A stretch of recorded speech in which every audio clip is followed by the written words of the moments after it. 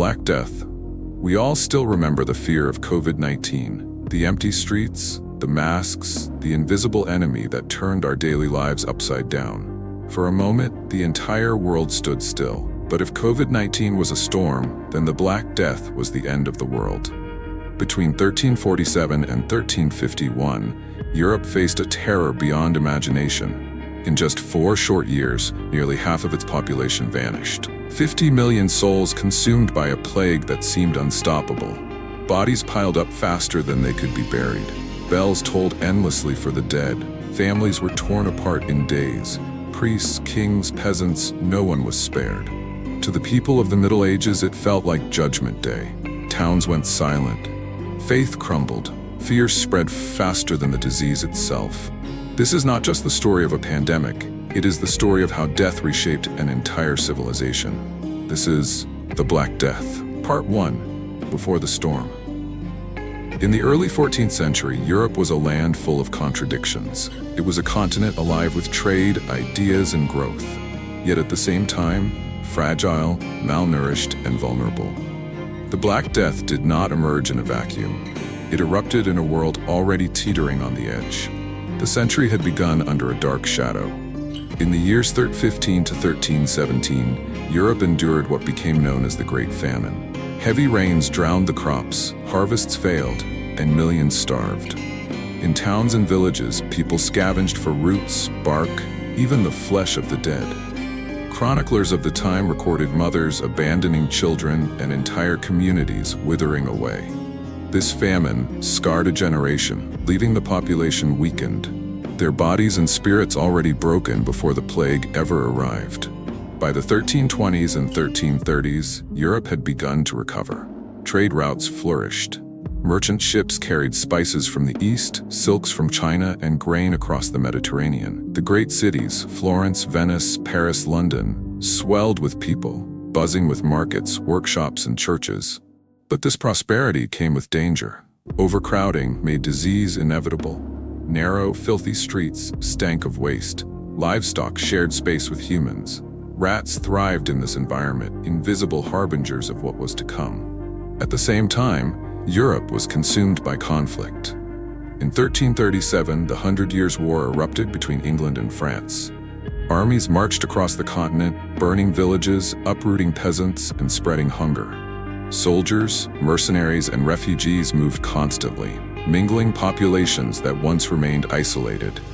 War opened corridors for chaos, corridors through which plague would one day pass. Religion, too, dominated every aspect of life. The Catholic Church stood at the center of society, its cathedrals towering above the cities.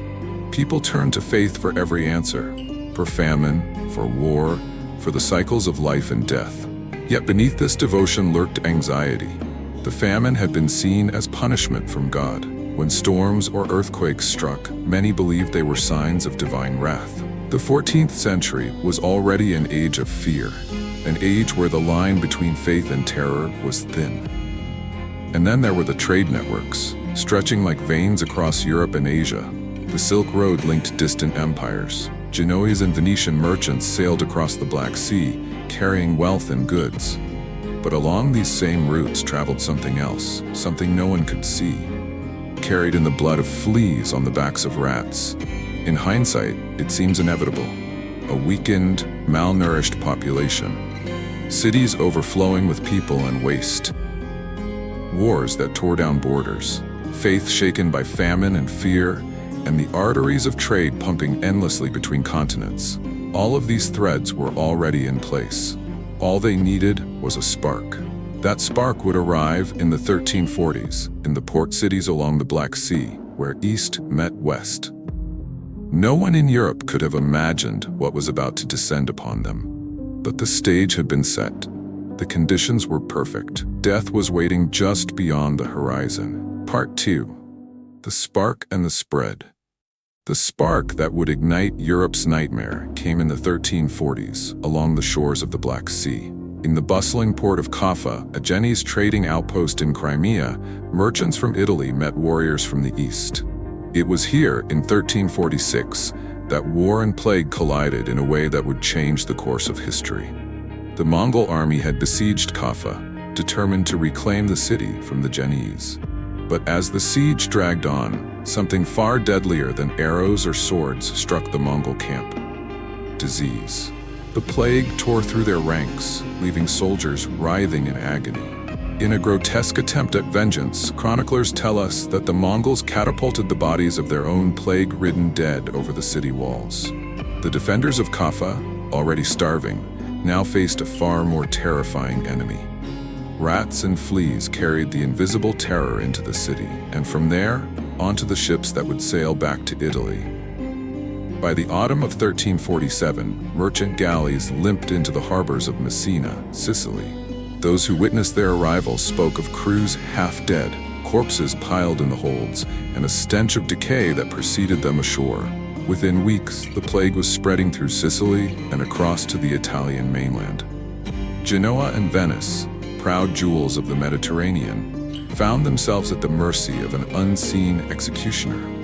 From Italy, the contagion raced northward with terrifying speed. By 1348, it engulfed Florence, where the poet Giovanni Boccaccio recorded scenes of horror in his Decameron. Families abandoning one another, neighbors refusing to bury the dead, priests collapsing mid-sermon. He wrote that death struck not only in private homes but in the public streets, where men and women lay dead. By that same year, the plague had crossed into France. Marseille became one of its first victims, its thriving markets silenced by fear. From there, the pestilence swept up the Rhône Valley into Paris, then one of the largest cities in Europe. Thousands perished every day, and the king himself fled the capital. Meanwhile, the English Channel offered no protection. In June 1348, the Black Death arrived in England, landing at the port of Melcombe Regis in Dorset. From there, it spread through the countryside, reaching London by 1349. The capital fell into chaos. Graveyards overflowed. Entire parishes were left without clergy as priests succumbed. Chroniclers described carts rumbling through the streets, piled high with corpses, while no one wept because all expected death. By 1350, the plague had spread into Scotland, Ireland, and Scandinavia. Even the icy fjords of Norway felt its reach, as trading ships carried the disease into remote harbors. In the east, Poland and Hungary braced themselves, while to the south, the Iberian Peninsula reeled under the same devastation. By the end of 1351, virtually every corner of Europe had felt the Black Death's grip. The speed of its advance defied comprehension. In an age without trains, planes, or modern roads, the plague traveled faster than armies, faster than kings could send decrees. It rode on rats hidden in cargo, on fleas clinging to furs and grain, on the movement of desperate people fleeing in vain from death. Borders meant nothing. Walls offered no protection. The very lifeblood of Europe, its trade, its markets, its bustling towns, became the arteries through which death flowed. And with each city it touched, the same pattern repeated: panic, collapse, silence. Streets once alive with commerce felt eerily quiet. Bells tolled endlessly, announcing death after death. By the time the plague had finished its march, Europe was no longer the same continent it had been only a decade before. Part 3: Faith, Fear, and Frenzy. The plague did more than kill bodies, it tore apart the very fabric of society. By the late 1340s, as the Black Death raged across Europe, people struggled to make sense of the chaos. Science was powerless, medicine primitive, and so the explanations turned to faith, superstition, and fear. In city after city, the streets fell silent. Priests and doctors, once trusted figures, died just as quickly as peasants. This shattered the illusion of protection. If holy men and healers could not survive, then what hope was left for anyone else? Many believed the plague was God's punishment for humanity's sins. Desperate to appease divine wrath, groups of fanatics known as the flagellants emerged. Dressed in white robes, they marched from town to town in grim processions. In public squares, they beat themselves with whips tipped with iron, their backs torn open, blood streaming as they chanted prayers. Crowds watched in awe and terror, convinced that these acts of suffering might atone for mankind's guilt. But the flagellant processions often became super-spreader events of their own, carrying fear and disease from one city to the next. Others sought scapegoats. Rumors spread that the plague had been caused by poisoned wells. In 1349, mobs in cities like Strasbourg turned on their Jewish neighbors, accusing them of conspiring to kill Christians. Thousands of Jews were massacred, burned alive, or driven into exile. Entire communities were erased in a frenzy of hatred. The plague not only killed indiscriminately, it also unleashed the darkest impulses of humanity. In households, terror reigned. Families abandoned the sick. Fathers fled from children, wives from husbands. Neighbors locked their doors and left corpses to rot in the streets. Boccaccio wrote that brother abandoned brother, and often the wife her husband. Fear was stronger than blood. Amid this breakdown, Europe was transformed into a landscape of despair. Bells tolled endlessly. Graveyards overflowed. Carts piled with bodies rolled daily through the cities.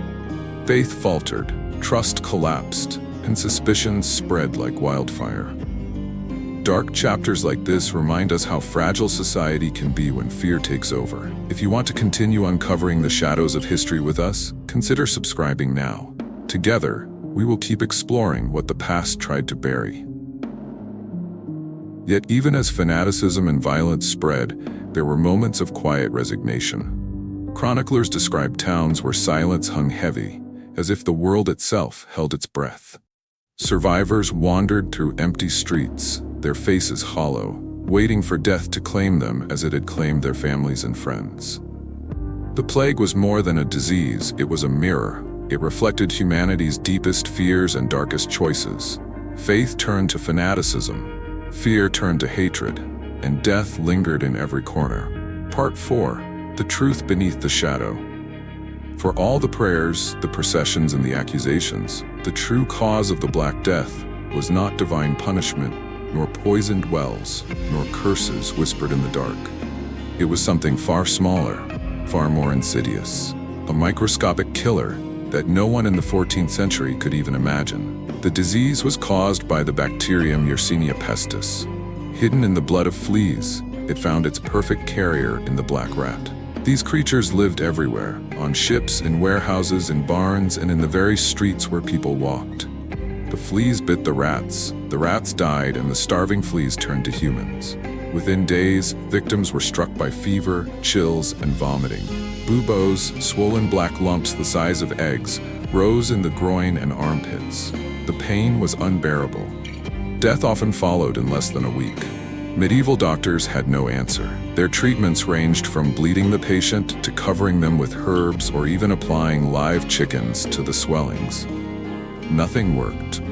Mortality rates reached 60 to 70%, a figure so staggering that entire communities were wiped out in weeks. There were, in fact, different forms of plague. The bubonic plague, spread by fleas, was the most common. The pneumonic plague, however, spread directly from person to person through the air. A single cough could carry death to everyone in the room. Even more terrifying was the septicemic plague, which poisoned the blood so quickly that victims sometimes died within a single day, before buboes even appeared. Looking back, historians and scientists have pieced together how the pandemic traveled. Cargo ships carried rats across the Mediterranean. Fleas clung to fur, grain, and cloth, spreading through marketplaces and along caravan routes. Climate shifts in Asia may have driven rodents out of their natural habitats, pushing them toward human settlements. War, famine, and migration created the perfect storm for the bacterium to thrive. And yet, even with all we now know, mysteries remain. Why did the plague burn so fiercely in some regions while sparing others? Why did certain towns survive almost untouched while their neighbors were annihilated? Some scientists suggest genetic resistance. Others point to variations in the strain of the bacterium itself. Still others believe environmental conditions, climate, trade patterns, even the behavior of rats played a role. The truth is that the Black Death was never a single story. It was a convergence, biology, environment, and human society colliding in the worst possible way. To the people of the Middle Ages, it was a curse from God. To us, it is a textbook case of how disease shapes history. But perhaps, at its core, it is both. A reminder that human destiny is as fragile as the flea on the back of a rat.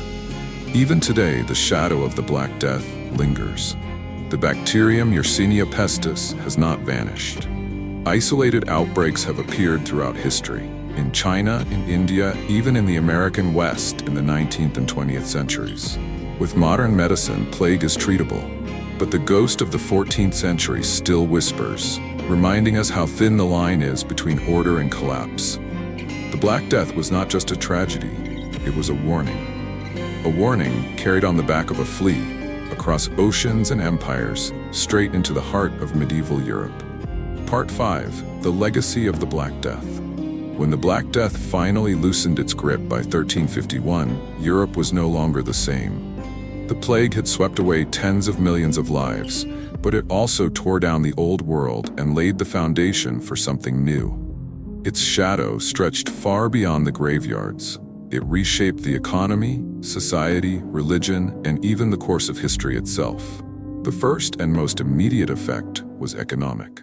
With up to half the population dead, there simply were not enough hands to work the fields or man the workshops. Crops rotted in the fields, mills fell silent, and entire villages were abandoned. Yet for the survivors, scarcity became opportunity. Wages rose as landlords competed for workers. Peasants, long chained to the land under feudal obligation, suddenly found their labor in demand. Some walked away from their lords, seeking better conditions elsewhere. The rigid order of feudalism, weakened by famine and now gutted by plague, began to crumble. By the 1360s, revolts erupted across Europe. In England, 1381, the Peasants' Revolt shook the kingdom, as ordinary laborers demanded freedom from oppressive taxes and feudal dues.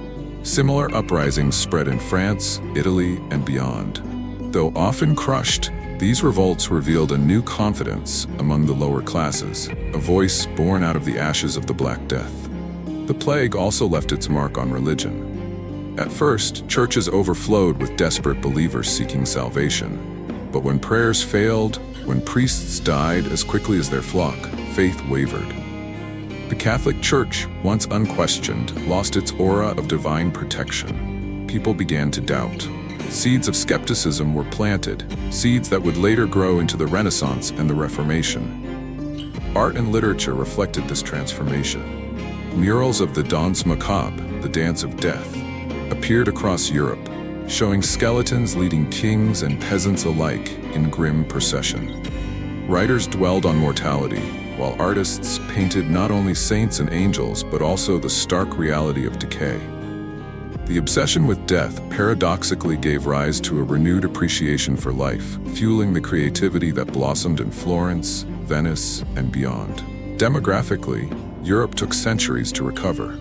In some regions, it would not regain pre-plague population levels until the 1500s. But the scarcity of people also meant more food, more land, and more opportunity for those who survived. Families that once had nothing found themselves inheriting farms and property. In the long run, the Black Death helped redistribute wealth in ways that began to erode the dominance of the old aristocracy. Politically, the upheaval contributed to the slow decline of feudalism and the rise of centralized states. As local lords weakened, monarchs in France, England, and Spain gradually consolidated power. The plague had destroyed not only lives, but the social bonds that held medieval Europe together. Out of the ruins, a new order began to emerge, and perhaps the most profound legacy was psychological. The people of the 14th century had looked into the abyss. They had seen entire towns vanish, families erased, and institutions crumble. Life became more fragile, but also more precious. The awareness of mortality, the realization that death spared no one, reshaped how Europeans thought about themselves and their world. By the time the plague retreated, Europe was irrevocably changed.